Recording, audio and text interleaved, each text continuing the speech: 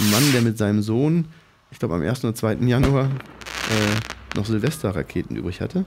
Und dann tatsächlich, ich glaube, einen halben Kilometer vor der Landebahn Nordwest dann die tagsüber hat steigen lassen.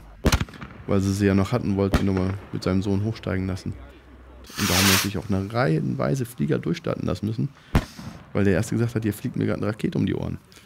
Wahnsinn, eine Silvesterrakete hat den gesamten Frankfurter Flughafen für mehrere Stunden lahmgelegt. Nun, dieses Jahr war diese Gefahr natürlich nicht gegeben, keine Silvesterraketen, aber natürlich auch kein Flugverkehr. Und wer nicht fliegt, der muss halt hören oder zuschauen.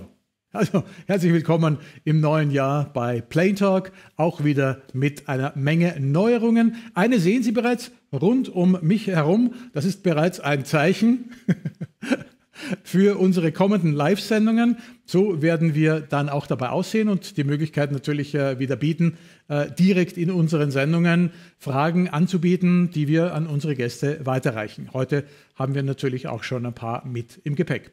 Was gibt es sonst noch für Neuerungen? Ja, diese ganzen Live-Sendungen werden natürlich zusammengeschnitten. Eine Art Best-of wird es als Audio geben oder beziehungsweise natürlich auch wieder bei YouTube zum Ansehen. Was haben wir sonst noch an Neuerungen? Ja, wir vergrößern uns und brauchen und bieten neue Möglichkeiten, bei uns mitzuarbeiten. Den ersten Schritt für Ihre Bewerbung habt ihr schon gemacht. Denn die Tatsache, dass ihr euch dieses jetzt anschaut, ist ein Zeichen dafür, dass ihr was von Aviation versteht oder dass ihr euch dafür interessiert. In jedem Fall, wenn ihr jetzt noch auf der anderen Seite Audio schneiden könnt oder Video schneiden könnt oder vielleicht sogar als Redakteur schon mal gearbeitet habt, dann würde ich sagen, bewerbt euch bei uns unter dieser Adresse. Plane Talk, der Pilots Eye Podcast. Menschen, die Aviation leben und lieben. Caution, Terrain.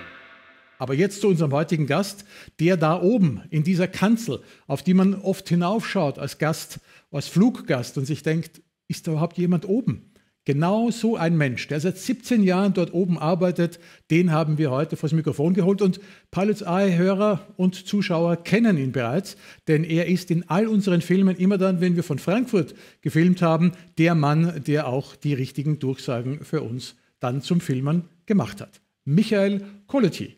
Und natürlich, wenn man sich mit jemandem so viel und so über die Jahre angefreundet hat, kann man sich auch mal an den Tisch setzen und über seinen Beruf sprechen in einer Tiefe, die vielleicht, glaube ich, ich habe es zumindest nicht gefunden, im Internet bisher nicht angeboten wurde. Fluglotse, ein vielleicht für manche mystischer Beruf, aber wenn man dieses gehört hat, ein Beruf wie jeder andere mit seinen Vor- und mit seinen Nachteilen. Und der Erste, der eine Frage hier abgegeben hat, ist der Diego Büche. Der hat nämlich genau das gefragt, was ich ihm auch am Anfang genauso gerne gefragt hätte. Wie oder beziehungsweise was war eigentlich das Schlüsselerlebnis, um überhaupt sich für diesen Beruf zu entscheiden?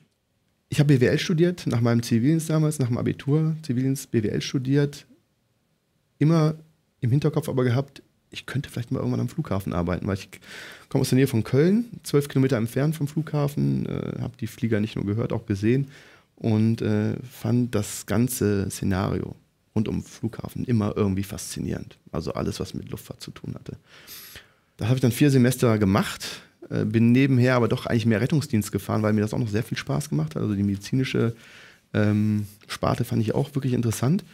Muss dann aber nach 4 Semestern feststellen, also BWL, das ist es nicht. Bis auf den Juraschein hat da nicht wirklich viel funktioniert.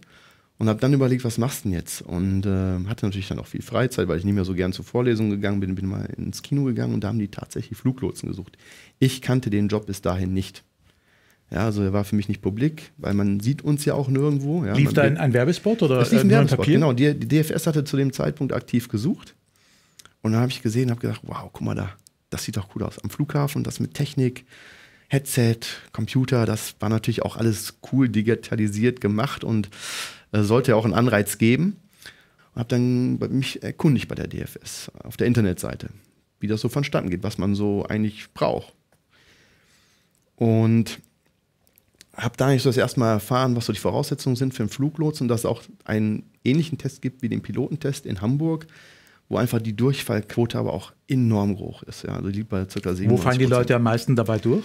Ist es das Dreidimensionale? Also ich frage schon ein bisschen weiter. Was ist es das, was einen Fluglotsen dazu überhaupt befähigt? Also was muss der viel besser können als der, sagen wir mal, Durchschnitt? Weil bei Piloten ist es ja eher so, die sollen von allem ein bisschen was können. Genau. Aber ich habe das Gefühl, Fluglotsen müssen manche Dinge besonders gut können. Richtig, ja. Es ist eine akustische Merkfähigkeit. Es ist die Fähigkeit, in Stresssituationen zu agieren. Also nicht die Nerven wegschmeißen, wie man so schön Ruhe sagt. zu bewahren und zu handeln. Weil das ist eigentlich das, warum wir da sitzen. Weil du könntest, sag ich mal, in vielen, ich möchte jetzt nicht sagen 95% der Fälle, ist es natürlich ein normales Abarbeiten, wie das vielleicht auch ein anderer könnte. Aber wenn dann diese Sondersituation auftritt, die ja jederzeit auftreten kann, wir wissen nicht, woraus sie resultiert. Und dann musst du in der Lage sein, in wenigen Sekunden eine Lösung zu suchen. Es gibt nicht nur eine Lösung.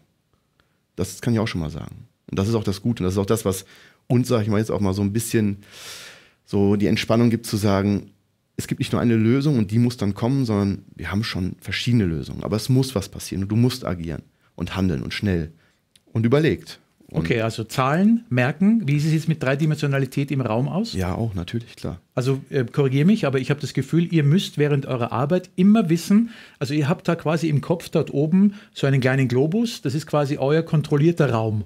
Und da fliegen kleine Modelle herum und ihr wisst immer, wo sich jeder, der jetzt gerade bei euch am Funk ist, wo sich die gerade befinden. Genau. Ist das richtig oder falsch? Ja, das trifft schon zu. Wir müssen ein bisschen unterscheiden, weil wir haben natürlich Lotse, ist nicht gleich Lotse. Ich bin eine Tower-Lotse, ich sitze im Tower. Für mich gibt es zum Beispiel nicht so viele Möglichkeiten, in der Vertikale was zu verändern. Ja, also das heißt, bei mir ist der Raum wirklich sehr eng und ich kann vielleicht mal nach links und nach rechts ausweichen, aber nach oben oder nach unten, die Möglichkeit habe ich nicht. Das hat ein Center-Lotse. Genau, erklär mir das ganz kurz. Du bekommst ja quasi schon was übergeben, von wem und wie werden dir die Flugzeuge schon aufgefädelt oder wie auch immer übergeben? Genau, so kann man sagen. Also diese berühmte Perlenkette, an der die ja dann auf dem Instrumentenlandeanflug dann runterkommen, an diesem Leitstrahl runterkommen, nach 10 Kilometern bis zum Landepunkt, sind die sozusagen schon aufgereiht. Ich bekomme sie aber auch schon bei 10 Kilometern, also eigentlich sogar bei 10, meinen sogar ein bisschen mehr. Und muss eigentlich in der Regel nicht mehr viel verändern. Ich muss vielleicht noch hier und da die Geschwindigkeit regulieren, dass einer, der zu schnell ist, nicht dem anderen zu nah auffährt oder auffliegt. Das ist eigentlich das, wo ich dann ins Spiel komme. Und dann, wenn das dann zwischen der Landung und dem Start, den ich natürlich auch mache, den kreuzenden Verkehr, dann der Abflug kommt, der wird ja dann auch schon nach wenigen Sekunden eigentlich schon wieder zum Abfluglotsen geschickt. Da bin ich dann auch schon wieder raus. Aber auch da kann ich es nicht zu eng machen. Ich kann nicht sagen, pass auf, bei mir hat der 3 Meilen und der hintere ist aber ein Jet, ja, ein Business-Jet und vorne habe ich eine Turboprop und den Rest erledigst du. Also ich muss auch da natürlich gucken, dass ich meinen Kollegen nicht irgendwie in eine Bedrängnis bringe, sobald der da bei dem auf der Frequenz erscheint. Plane Talk, der Pilots Eye Podcast, ist eine Produktion von Pilots Eye TV. In Zusammenarbeit mit aero.de. Deutschlands Aviation News für Kenner und Könner. Im Internet unter www.aero.de. Input. Heute mit Michael Collotier, seit 17 Jahren Fluglotse am Frankfurter Tower, mit dem schönsten Blick oder mit vielleicht sogar einem der schönsten Büros, die man so weltweit haben kann. Eine Frage dazu von unseren Zuhörern, die wieder eingereicht wurde und es quasi in die Sendung geschafft hat, kommt von Sebastian Wiesinger und passt wunderbar dazu. Jeder kennt es, wenn man mal den roten Faden verliert. Wie kommt man als Fluglotse wieder aus so einer Situation heraus, in der man den allgemeinen Überblick und oder die Informationen für das aktuelle Gespräch vergisst? Wir nennen das bei uns nicht unbedingt den roten Faden verlieren, sondern hinter den Traffic geraten. Also das heißt, du machst ja in gewisser Weise, bist du immer ein Stück vor dem Verkehr, der dann anfällt, der kommt. Das heißt, du bist immer einen Schritt voraus. Ja, also das ist bei uns vielleicht nicht so weit voraus geplant und auch im Kopf, wie das vielleicht bei einem Überflug oder Centerlotsen ist, der teilweise schon so den Plan 20 Minuten vorher wissen muss, was dann demnächst passieren wird. Bei uns ist es alles kurzfristiger, aber du musst immer sozusagen voraus sein, weil wenn du dahinter gerätst, gedanklich oder auch dann mit dem Sprechfunk, dann kriegst du ein Problem. Dann kriegst du echt ein Problem, weil du anfängst schneller zu reden, undeutlicher zu reden. Also es wird eigentlich so ein Rattenschwanz. Das merkst du dann auch, gerade bei Trainings, denen das passiert, ist das immer ganz extrem, dass du dann so merkst, der hat auch auf einmal kein Gehör mehr oder ein Auge für was anderes. Der kriegt einen Tunnelblick, ja, und versucht sich irgendwie noch aus dieser Situation rauszukämpfen. Was aber auch einem gestandenen Lotsen am schlechten Tag tatsächlich passieren kann. In der Regel schafft er es aber rechtzeitig. Beziehungsweise, wenn er es dann geschafft hat, sagt er auch, ich glaube, ich gehe jetzt mal auf eine andere Position. Also Aber ich müsste jetzt mal langsam abgelöst werden, weil irgendwie ist heute nicht mein Tag. Ja. Aber die Frage lautet, wie geht ihr damit um? Was macht ihr in so einem Moment? Habt ihr eine Notbremse, eine gedankliche? Habt ihr das schon im Training gemacht? Also ist das so etwas wie das Feuerlöschen im Flugzeug? Du fightest dich eigentlich da durch. Und das ist ja auch das, ich sag mal, das gelingt ja eigentlich auch immer. Also es gelingt immer, weil sonst wird ja ständig irgendein Problem geben. Also das Einzige, was, sag ich mal, passieren kann in dem Moment, ist vielleicht eher, dass du deinen Plan, den du hattest, und wir sind Dienstleister, das heißt, wir versuchen ja jeden wirklich bestmöglich, schnellstmöglich sicher rauszukriegen und jede Lücke zu nutzen. Aber vielleicht verlierst du immer eine Lücke und da musst du einmal stehen lassen und dann denkst du, ach, das war jetzt total unnötig. Das ist so eine Selbstkritik, die da noch entsteht. Weil stehen lassen heißt warten, bis quasi der Landende genau. Ich habe, sage ich mal, 2, 3 Landende und ich versuche in jeder Lücke zwischen den Landenden versuche ich einen starten zu lassen. Genau, richtig, ja. So, und ich habe auch jetzt viel Verkehr, das heißt, das muss auch dann gelingen. Kann das passieren, dass dann der Supervisor kommt und sagt, komm, ich helfe dir jetzt ein bisschen? Also so ganz leise zu dir hingehen und sagen, weil wie soll man dir denn in so einer Situation helfen? Du bist Master of the, nicht Universe, aber du bist Master of the ATC in diesem Moment. Also er kann dir nicht das Mikrofon wegnehmen und für dich das machen. Also die Situationen, die ich jetzt beschreibe, sind eigentlich Situationen, die wirklich, sag ich mal, im Training vielleicht passieren, der noch nicht dieses Level arbeiten kann oder vielleicht auch nie arbeiten können wird. Im gestandenen Lotsen, sage ich mal, oder im fertigen Lotsen passiert das eigentlich nur im Zusammenhang damit, dass ich sage, dass sein Plan, der eigentlich ist, wirklich optimal, effizient, effektiv zu arbeiten, dass ihm das nicht so 100%ig gelingt. Aber dadurch, da haben wir kein Sicherheitsrisiko, was entsteht. Was ist die Schlagzahl? Also wenn man jetzt zum Beispiel sagen würde, wie viele Flugzeuge müssen da von mir abgefertigt werden? Wann gehöre ich zu den Besten? Ja, also da möchte ich gar nicht sagen, dass wir Frankfurt die Besten, weil sie viel machen, weil, wie gesagt, das andere ist auch komplex, es geht auch um Komplexität.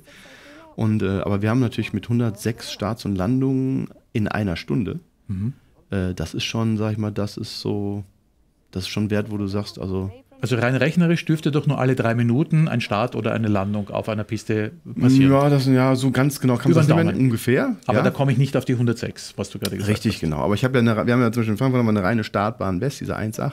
Da haben wir ständig nur die Starts. Genau. Dann hast du dazu aber auch noch Landungen auf manchen Bahnen und gleichzeitig aber auch noch viele Abflüge von der anderen Piste, von der Parallelbahn zu den Landenden. Und die reine Landebahn Nordwest, die nehmen wir jetzt mal außen vor. Aber auch die kommt natürlich mit in die Abhängigkeit rein. Also sprich, nach dem Abflug muss ich auch da gucken, wo dreht der weg? Richtig, ja. Also das ist eine Komplexität, wie gesagt, das ist so ein Gesamtbild. Ja? Deswegen müssen ja auch immer alle zugucken, was macht der andere, was passiert da und wo muss ich drauf schauen. Gibt es für jede Bahn einen eigenen Controller in diesen, sagen wir mal, Hochphasen oder werden die von einem Menschen gemacht? Nein, also prinzipiell in der Hochphase macht jeder Lotse eine Piste. Wir haben aber die Möglichkeit, dass die Parallelpisten von einem Lotsen alleine abzuarbeiten, wenn der Verkehr es hergibt, sage ich jetzt mal. Ja? Also das heißt, wenn du nicht Gefahr läufst, sage ich mal, in einen Bereich zu kommen, wo es zu viel wird, wo auch die Frequenzbelastung zu hoch wird.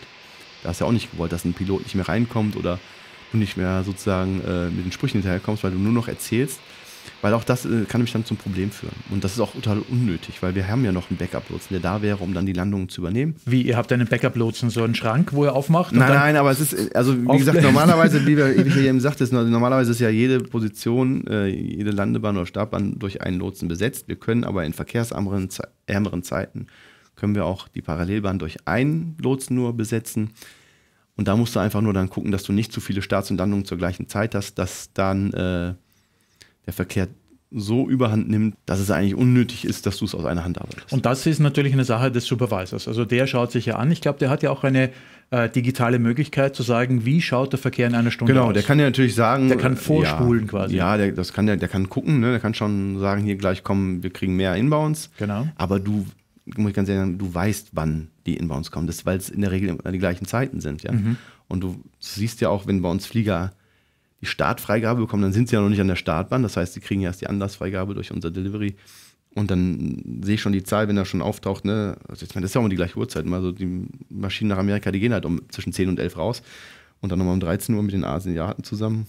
Da siehst du schon, okay, 10, 11, 12, 13, 14 angelassen. Die sind jetzt noch nicht an der Piste. Aber da weiß ich schon, alles klar, jetzt wird's voll.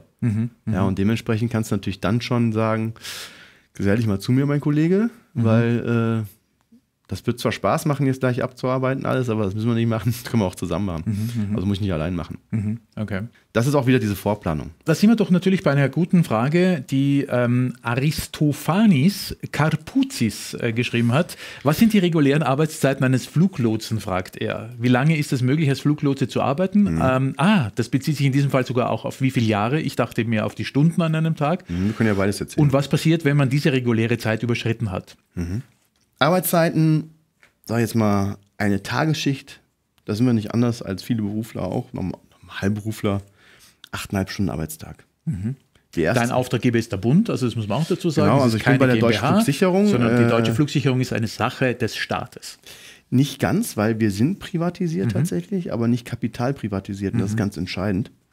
Und das gibt uns natürlich auch ein Stück weit Sicherheit. Aber lass uns doch noch mal über diese Arbeitszeiten primär mal sprechen. Wie lang ist dieses Leben als Fluglotse? Gibt es da so wie bei den Piloten vielleicht auch so eine Möglichkeit, mit 55 oder mit 60 schon aufzuhören? Ja. Es war bis jetzt tatsächlich ein Muss. Also ganz ehrlich, mit 55 war bei uns Schicht im Schacht. Das hat man dann mittlerweile jetzt ein bisschen, das hat aber auch damit zu tun, dass natürlich auch die Rente von 65 auf 67 verändert wurde, hat man jetzt gesagt, also bis 57 ist das noch möglich. Ja? Wollte man eigentlich auch verhindern, weil es hat sich an der Belastung nichts geändert. Ja? Also warum soll man jetzt Merkst du, dass die Älteren langsamer werden? Oder? Das ist auch völlig normal. Okay. Das merkst du als Jüngerer und ich werde das irgendwann vielleicht auch nicht merken, aber habe dann auch schon gesagt, das machen auch viele Kollegen, die sagen, sag mir ruhig Bescheid, wenn ihr merkt, dass bei mir das nicht mehr so läuft, obwohl ich das nicht so wahrnehme. Ich muss dazu sagen, es gibt auch sehr viele Kollegen, die tatsächlich mit 55 oder kurz davor auch noch richtig gute Leistung bringen. Ja, und auch die es vielleicht nicht super top tun, machen immer noch eine gute Leistung. Aber du merkst einfach da auch einen Qualitätsunterschied. Aber das ist auch, wie gesagt, völlig normal. Weil du einfach auch ja in dem Alter bist und du kommst ja dann auch an die Grenze, wo man sagt, du solltest jetzt besser nicht mehr dort arbeiten. Ne? Wie geht man damit um? Geht man dann her und sagt, okay, du machst jetzt quasi etwas, was nicht mehr so extrem mit Leistung zusammenhängt? Du kannst eine gewisse Position ab einem gewissen Alter abgeben, weil du sagst, ich fühle mich nicht mehr in der Lage, das zu machen, machst du noch das. Das ist aber eher sogar im Approach-Bereich sogar tatsächlich noch mehr gang und gäbe als bei uns. Dass man da sagt, also dieses das nennt sich Pickup, das ist quasi das, wo du nochmal vorbereitest für den Feeder, der letztendlich auf den Endanflug die Flieger draufdreht. Das ist also auch eine komplexe Arbeit. Und das ist aber Center. Das ist Center, genau, das ist Approach. Und die geben das dann teilweise ab und machen nur noch die Abflüge zum Beispiel. Weil sie sagen, also ich habe das jetzt lange genug gearbeitet und ich fühle mich auch nicht mehr unbedingt in der Lage, da eine Top-Leistung abzugeben. Ich mache jetzt nur noch das. Nun, auf der anderen Seite, aber wenn du ausbildest, dann tust du dir natürlich ein bisschen leichter, weil da gibt es diese Altersgrenze wahrscheinlich nicht. Oder hört man auch zum Ausbilden auf, wenn man nicht mehr aktiv... Genau, also sobald du nicht mehr aktiv Fluglotse bist, bist du auch kein Ausbilder mehr. Also zumindest nicht an der Niederlassung selber. Du kannst natürlich noch zur Akademie nach Langen gehen und Ausbilder machen, aber das ist ja alles am Simulator.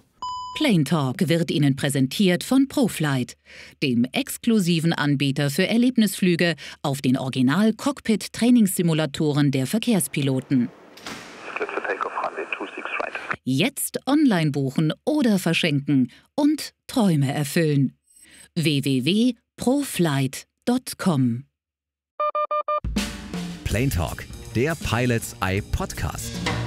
Menschen, die Aviation leben und lieben. Caution, Terrain. Lass uns ganz kurz über dieses Reha sprechen, die uns ja heute zusammengeführt hat. Du bist bei Garmisch und bist da 2 Wochen lang... 4. Ich war schon 2 da. Oh Mann. Okay, du bist da 4 Wochen und das ist nicht, weil du krank wärst, sondern weil das Unternehmen was sagt. Genau, weil das Unternehmen sagt, das ist ein stressiger Job. Ja, du bist immer wieder Stresssituationen, auch vielleicht unterbewusst ausgesetzt. Und das sind Präventivmaßnahmen. Also sprich, man versucht einfach wieder, wir arbeiten ja auch im Schichtdienst, allein das ist ja schon eine Sache, die einen auch fordert. Und hier hast du einfach die Möglichkeit, sag ich mal, täglich standardmäßig von, sag ich mal, 7 Uhr, 8 Uhr aufstehen, abends dann dementsprechend ins Bett zu gehen, zwischenzeitlich Sportprogramm zu machen, Entspannungsprogramm zu machen. Und das merkst du extrem, wie das halt auch, sag ich mal, dich selber entspannt und auch ausgleicht. Also das ist nicht Party feiern, was ihr da macht, sondern es ist Wandern, das ist viel draußen sein vielleicht? Also wir haben auch ein Programm tatsächlich, was wir kriegen, wo auch von uns verlangt wird, dass wir das auch wahrnehmen. Also auch da gibt es eine Mindeststundenzahl, die wir auch, sag ich mal, unterzeichnen lassen müssen.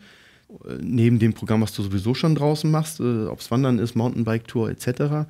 Lass mich einfach diesen banalen Vergleich bringen. Jetzt hört uns ein Zugführer.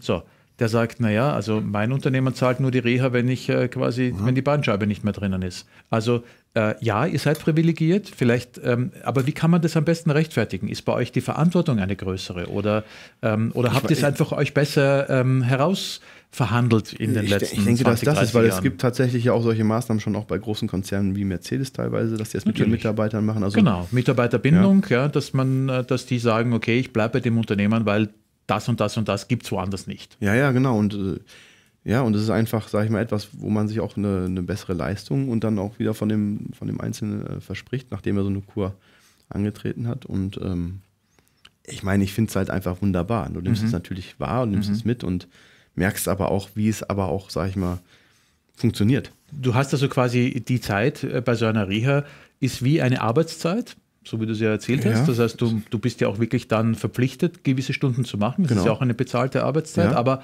wird da irgendwie noch trainiert? Also im Sinne von, dass du quasi vielleicht Fortbildung auch noch machst? Oder geht es da wirklich nur darum, abschalten und wieder zu Kräften kommen?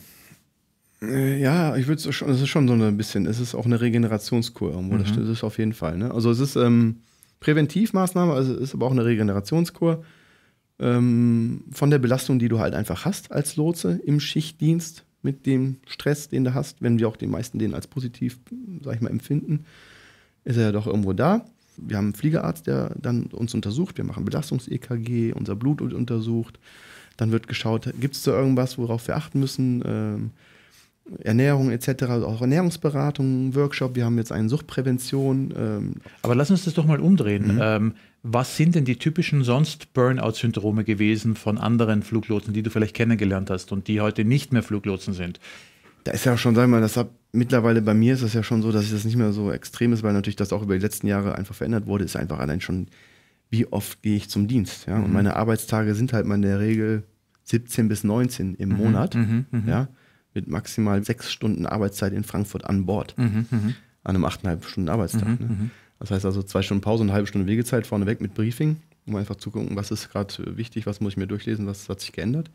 Und da hat man. Entschuldige, eine Schicht ist immer eine Stunde, oder? Also was arbeitet ihr, bis ihr wieder eine Pause macht? 2 Stunden am Stück. 2 Stunden am Stück. Und da hat man halt einfach damals, das war wie gesagt auch weit vor meiner Zeit, Tests gemacht. Man hat damals einen Lotsen auf der Position, wo es eigentlich am meisten passiert, wo es richtig hergeht, hat man den verkabelt mit einem EKG, ne? 12-polig und hat dann dementsprechend noch Puls gemessen etc. Und hat ihn arbeiten lassen. 2 Stunden. Und hat das halt einfach gemessen, diese Messwerte. Und hat man nachher gefragt, den Lotsen, und was so deine eigene Einschätzung, wie war denn das? Und dann sagte der Lotse, keine Ahnung, war völlig normal, ja. Nichts Besonderes. Habe jetzt keinen Stress empfunden. Und dann haben wir uns die Werte angeguckt, hoher Blutdruck, Puls von 180 oder höher. Also es waren extreme Werte. Und das Schlimme daran war, wie gesagt, dass der das auch aufgrund der Konzentration gar nicht so wahrgenommen hat. Das habe ich extrem früher gemerkt, gerade als wir noch die 3 Pisten hatten und das alles noch enger war, als heute eigentlich ist, mit der 4. Bahn. Du hast 2 Stunden gearbeitet, gefühlt kam dir das vor wie 20 Minuten. Weil du einfach so konzentriert warst, dass du diese Zeitspanne gar nicht so wahrgenommen hast. Ja, also das ist verflogen. Und also wirklich eine extreme Belastung, extrem Stress. In Situationen, wo es sowieso eng wurde, ist das Ganze nochmal hochgeschossen. Merkst du auch richtig, dass du einen kurzzeitigen Schweißausbruch hast. Und daraufhin hat man dann gesagt, wir müssen da vorgehen, bevor wir, sag ich mal, oder wie können wir einen Burnout vorbeugen? Und da ist man halt darauf gekommen, dass man halt solche Präventivmaßnahmen dann treffen kann mit so einer Kur. Um halt dem Lotsen die Möglichkeit zu geben, alle 3 Jahre zumindest wieder mal so eine Phase zu erleben, wo er runterkommt, wo er entspannen kann, wo er auch einen gleichmäßigen Rhythmus erlebt. Und alle Maßnahmen, die getroffen werden können, das sind ja verschiedene Kursprogramme, die uns da angeboten werden. Ja, es geht ja vom Pilates über Stretch und Relax, über eine fordernde Wanderung, auch zu einer leichten Wanderung. Michael, das klingt alles so wie, und jetzt fehlt nur noch das Laufhaus. Es ist einfach eine tolle Sache und das hört sich für dich auch toll an, aber es sind einfach auch Dinge, nur diese Dinge helfen dann auch wirklich, dass das passiert, dass du, sag ich mal, auch wirklich dich erholen kannst. Und keine Frage, ein Lotse ist ein harter Job und sicherlich haben wir eine Belastung. Aber ich würde es auch jeder Krankenschwester und jedem Arzt gönnen und wünschen, weil ich weiß, auch die haben eine extreme Belastung und auch die müssten das eigentlich bekommen. Und ich habe einfach das Glück, dass wir es bekommen. Führt natürlich wunderbar langsam hinüber zu dem Thema, in dem wir uns gerade befinden und nicht wissen, wie wir damit richtig umgehen sollen. Diese gesamte Corona-Krise, dieser gesamte Lockdown hat natürlich auch gewisse Berufsgruppen extrem mehr belastet als andere. Bei euch ist es genau umgekehrt wahrscheinlich, weil wenn nichts fliegt, dann habt ihr nichts zu tun. Wie hast du diesen Lockdown miterlebt? Wie geht ihr momentan damit um? Weil ihr habt ja mit Sicherheit momentan jetzt mehr Mitarbeiter, als ihr brauchen könnt. Für uns natürlich ein Rieseneinschnitt. Für alle anderen, es verfinstert sich gerade das Gesicht von Michael. Ja. Bei uns war es natürlich so, dass es schlagartig weniger wurde. Ne? Also der Verkehr ging rapide runter. Von standardmäßig 1500 Flugbewegungen auf 200 am Tag. Und wir schlüpften so langsam in eine Rolle, wo wir halt immer mehr gelangweilt wurden. Und das war nicht schön. Wir haben uns nicht unsicher gefühlt, weil wir fühlen uns nach wie vor bei unserem Arbeitgeber relativ sicher, wissen aber auch nicht, was die Zukunft bringt. Und auch wir können nur arbeiten, wenn Airlines existieren und fliegen. Du schaust ja beim Fenster raus und du siehst ja, was da für Fluglinien reinkommen. Oder du kannst erkennen, welche Flüge schon vorher, weißt du ja genau, welche immer gut ausgebucht waren. Gibt es die überhaupt noch? Gibt es die nicht mehr? Kommen die wieder? Was ist deine eigene, deine private, wirklich deine rein private Bauchgefühl, wie sich das so vielleicht in den nächsten 12 Monaten, in den nächsten 24 Monaten oder vielleicht auch nur dein Wunsch, wie soll es sich denn entwickeln? Also der Wunsch ist nicht mein Bauchgefühl, das kann ich schon mal sagen. Der Wunsch wäre natürlich, dass es relativ schnell wieder aufwärts geht und dass die Airlines es auch schaffen zu überleben. Aber mein Bauchgefühl sagt ein bisschen was anderes. Mein Bauchgefühl sagt aber auch, dass es natürlich auch Airlines, wie auch andere Firmen gibt, die natürlich auch Corona für sich nutzen, um eine Umstrukturierung zu machen. Die vielleicht längst fällig war. Die vielleicht längst fällig war, richtig. Also sowieso gekommen wäre. Eventuell. Natürlich lässt sich das jetzt besser verargumentieren. Aber das ist meine Sorge, definitiv. Also vom Bauchgefühl, ich kann mir schon vorstellen, dass man das jetzt nutzt, um den A380 auszumustern. Es wird sich was verändern. Definitiv. Es wird sich auch dahingehend was verändern, dass man sagt, ich muss nicht mehr unbedingt meinen Mitarbeiter zu jedem Meeting fliegen lassen. Ja, er muss auch nicht für eine halbe Stunde hin, um irgendwas abzugeben oder Hallo zu sagen. Und das wird natürlich auch Einschnitte für die Airlines bedeuten, dahingehend, dass man sagt, das sind eigentlich die das Geld bringen, weil die buchen ihre Flex-Tickets und nicht die 99-Euro-Tickets, die wir buchen, ja, um irgendwo hinzukommen. Also von daher wird sich allgemein was verändern. Wie glaubst du, wie schnell wird sich diese ganze Drohnen-Taxi-Fliegerei entwickeln? Eine interessante Sache. Also Drohnen ist bei uns natürlich ein absolutes Thema. Also jetzt nicht die bösen Drohnen von Idioten geflogen, das meine ich allgemein, nicht, sondern die richtigen Drohnen-Taxis. Ja, gut, aber das ist etwas, das ist Zukunftsmusik. Das ist natürlich die Frage, wie können wir das überhaupt einbauen in den Flugverkehr? Ich bin da noch verhalten, was das betrifft. Also ich schaue mir das an, aber ich glaube, ja, das wird schon irgendwann mal Gegenstand vom Luftverkehr sein. Und da bin ich doch verhalten optimistisch, dass das so schnell funktioniert und so schnell wir da raus sind aus der Nummer. Also verhalten optimistisch, dass das dahingehend, dass das für die es wollen oder die denken, dass das funktioniert, ja. Und dass jemals Fluglotsen bei dem Wort Drohne etwas Angenehmes fühlen. Ja, genau. Komm, 2 Worte zu den Verrückten, die da irgendwie mit Drohnen bei euch reinfliegen. Eine echte Gefahr? Ja, definitiv. Idioten? Wie geht man mit solchen Leuten um? Wie geht ihr damit um? Schickt ihr da sofort die Polizei hin? Fliegen die mit dem Hubschrauber? Suchen die Leute? Also wird da wirklich aktiv was gemacht dagegen? Sofort. Sobald eine Drohne gesichtet wurde, innerhalb unseres Bereichs, haben wir eigentlich schon mal eine halbe Stunde nichts mehr. Sichten heißt, es genügt, dass einer im Anflug sagt, ich habe da jetzt gerade eine gesehen, die ist an uns vorbeigeflitzt. Ja, dann geht es eigentlich schon los. Ja, dann wird Polizei informiert, dann steigt der Hubschrauber auf. Dann muss man natürlich gucken, also kann die noch jemand irgendwie im Auge halten oder was. Bis das nicht wirklich vollständig geklärt ist, da läuft erstmal gar nichts. Wahnsinn. Ja. Das heißt, es dauert auch länger, als dass ihr die Flugzeuge in der Luft halten könnt. Die gehen dann also quasi auf ihre Alternates runter. Wenn das kann durchaus passieren, ja. Okay. Also es gab es schon tatsächlich. Ja. Also viele Möglichkeiten haben wir da leider nicht. Weil du einfach keinen Überblick hast über die Situation in dem Moment. Ne? Was glaubst du, was diese Leute treibt, warum die das tun? Ja, es reicht ja schon, dass es Lärmschutzgegner sind, die das machen. Ne? Das ist ja schon, also teilweise war das ja mit Ankündigung. Anekdote dazu ist ein Mann, der mit seinem Sohn, ich glaube am 1. oder 2. Januar noch Silvesterraketen übrig hatte. Und dann tatsächlich, ich glaube, einen halben Kilometer vor der Landebahn Nordwest dann die tagsüber hat steigen lassen. Weil sie ja noch hatten, wollte die nochmal mit seinem Sohn hochsteigen lassen. Und den haben sie auch dann nachher gekriegt und bekommen. Der hat gesagt, hat der überhaupt nicht dran gedacht, hat keine Gedanken drüber gemacht. Und da haben wir natürlich auch eine reihenweise Flieger durchstarten lassen müssen. Weil der Erste gesagt hat, jetzt fliegt mir gerade eine Rakete um die Ohren. Ja, also solche Fälle gibt es halt auch, dass das gar nicht mal bewusst passiert, sondern einfach nur, weil einer nicht weiter drüber nachgedacht hat. Plane Talk, der Pilots Eye TV Podcast. Menschen, die Aviation leben und lieben. Wir haben so viel darüber gesprochen, was man als Lotse alles lernt und was man besser kann als andere. Wie viel kann man von den Fähigkeiten, die man als Lotse so hat, quasi für das Privatleben auch nutzen?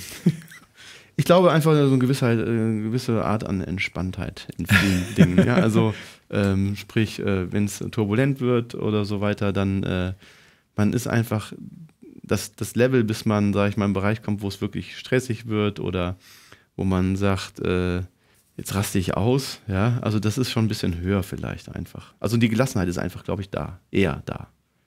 Ja, und es ist auch schön zu hören, dass über dieses gesamte Gespräch, dass du quasi diesen Beruf, der eben so extrem an die Substanz geht, vielleicht kann man das so am besten sagen, trotzdem entspannt geblieben bist oder in 17 Jahren du keinen Burnout gehabt hast oder es dich nicht aufgefressen hat. Genau. Vielleicht, weil du genügend eben dagegen getan hast. Wenn sich heute jemand dafür entscheiden würde, zu sagen, hey, das gefällt mir jetzt, was der Kohle da erzählt hat, ich will vielleicht auch Lotse werden, würdest du jemanden heute empfehlen, damit anzufangen? Weil dann reden wir ja von einer Zeit, die auf jeden Fall dann schon hinter Corona liegt. Ja. Ich kann ihn nur empfehlen, weil er hat so viele positive Seiten und die Flugsicherung, also auch DFS als Arbeitgeber, macht unheimlich viel für einen, um einem das Leben leicht zu machen, um einem den Job leicht zu machen. Auch, sage ich mal, gerade in der heutigen Zeit, wo auch, sage ich mal, so die Rente nicht unbedingt gesichert ist, wo du nicht weißt, Vorsorge, wie mache ich das? Und das wird alles gemacht. Der Job, das Arbeitsthema kenne ich nur gut. Du hast natürlich immer mal, das ist auch wie bei Piloten, da gibt es immer mal einen, der passt da nicht so wirklich richtig rein, der ist ein Blödmann. Aber grundsätzlich kann man sagen, alle verstehen sich gut miteinander. Allen geht es ja auch gut. Ich komme mit dem Schichtdienst halt auch gut klar. Das muss halt auch, das ist eine Typsache natürlich auch, ja. Aber das wird ja auch alles vorher in der Vorauswahl schon, sage ich mal, gecheckt, dahingehend, dass das passt. Deswegen für mich war es das Beste, was passieren konnte. Ich habe unheimlich Glück gehabt. Ich bin unheimlich dankbar, dass ich diesen Job machen konnte. Du wirst sicherlich nicht unbedingt Millionär, du kannst jetzt nicht großartig aufsteigen, aber du hast ein gesichertes, gutes Level und selbst in Zeiten jetzt wie Corona ist doch die Unsicherheit eher gering und deswegen allein kann ich das schon wirklich einem wirklich empfehlen, diesen Job zu machen. Ja. Hey, es war eine Freude, mit dir zu plaudern. Es war ein Blick, den ich in diesen 14 Jahren von Pilots Eye auch nicht bisher bekommen habe. Ich finde das cool. Auch mit dir von vornherein hat es eigentlich immer Spaß gemacht hier bei Pilots Eye. Ich habe das mal gern verfolgt und bin auch einer, der einfach sagt, ich finde es auch cool, wenn sich Leute für das interessieren, für das ganze Thema und mache das auch gerne, dass ich über diesen Beruf erzähle. Weil man es einfach auch nicht so mal eben, du erkennst ja auch keinen Fluglotsen anhand seiner Klamotten, wie beim Piloten. Ja, das heißt, uns erkennt man nicht. Wir sind unscheinbar, ist auch in Ordnung. Ja, wir laufen in unserer kurzen Hose und im T-Shirt teilweise rum wie die Lumpis da oben. Der andere aber auch gern mal in feineren Sachen, wie man es halt mag. Aber ich kann nur sagen, jeder sollte sich sicher fühlen, weil an unserer Professionalität, da halten wir alle sehr stark dran fest. Und ich glaube, nach diesem Gespräch fühlen sich ein paar Passagiere, wenn sie denn wieder kommen, auf jeden Fall wohler, weil sie jetzt wissen, da oben sind Menschen und ich glaube, sehr nette Menschen an der Arbeit. Ja, das ist nett, dass du das sagst. Danke fürs Kommen. Sehr gerne. Vielen Dank, Kolo. Das war also Teil Nummer 1 unserer Kanzelgespräche. Sollten eigentlich am Sonntag gesendet werden, aber ja, wir sind nicht immer ganz pünktlich. Das habt ihr sicherlich schon mitbekommen. Noch einen schnellen Blick auf unsere Webseite, denn da sind all die Informationen, mit denen man auch dann in unsere nächsten Sendungen richtig gewappnet erscheinen kann. Einfach nur mit dem Handy auf diesen QR-Code drauf und ihr seid schon abonniert bei diesem jeweiligen Service, den ihr wahrscheinlich dann sowieso habt. Hier sind alle unsere Folgen direkt anklickbar und das Schöne, wer es vielleicht noch nicht gesehen hat, einmal ein Hinweis auf diesen Button auf der rechten Seite, denn da gibt es die Möglichkeit, einerseits natürlich unsere Folgen zu teilen. Es gibt zusätzliche Informationen. Müssen wir auch mal stoppen. Es gibt zusätzliche Informationen zu unseren Gästen, meistens übrigens auch die E-Mail-Adresse oder eine Kontaktmöglichkeit. Ist vielleicht den wenigsten bisher aufgefallen. So, und wenn wir jetzt hier in der Mitte schauen, dann seht ihr, dass wir dieses Thema, meine Frage an die kommenden Gäste, hier habt ihr die Möglichkeit zu sehen, welche unsere kommenden Gäste sind und direkt eure Frage entweder schriftlich oder, was wir auch neu anbieten, direkt als Audio, also einfach eine Notiz ins Handy sprechen und das File hochladen oder natürlich auch als Video, also ein Selfie aufnehmen und dann in der Sendung staunen, wie man selbst quasi als Fragesteller vom eigenen Handy zu unserem Gast kommt. Und das letzte Thema, das wir hatten, ist hier ganz unten zu sehen, indem man einfach auf Jobs klickt. Dann da sind alle Jobs, die wir momentan vergeben, etwas näher beschrieben. Das soll es für heute gewesen sein. Ich freue mich auf Post von euch zu bekommen und ich freue mich vor allem am meisten, wenn wir uns am Sonntag oder am Montag dann zu unserer ersten Live-Sendung sehen, denn da sprechen wir mit Adrian und ich habe keine Ahnung, warum Sonntag oder Montag, denn es kann durchaus sein, dass er vielleicht gerade in Atlanta oder in Casablanca ist. Gestern habe ich mit ihm telefoniert, da war er so, wie wir normalerweise vielleicht einmal um den nächsten See eine Runde machen, er dann mal so ja, für einen kurzen Abstecher in Casablanca. Werden wir alles erfahren. Er ist vom Beruf OBC, Onboard-Kurier und er steht uns Rede und Antwort. Und das Beste aus der Live-Sendung gibt es dann als Audio- und Videopodcast. In diesem Sinne, vielen Dank, hat mich sehr gefreut. Heute mit der ersten Folge im neuen Jahr. Bleibt uns gewogen, bleiben Sie uns gewogen und hören Sie beim nächsten Mal wieder rein. Für heute, schönen Tag. Engine 1 out. Plain Talk lässt sich abonnieren auf Spotify, Deezer, Apple Podcasts und YouTube. Alle Filme zu den Gästen und Geschichten im Internet unter pilotseye.tv. Engine 2 out. Noch einen schönen Tag und bis nächste Woche. Und ich höre auf Alexa, aktiviere Plain Talk. Checklist completed.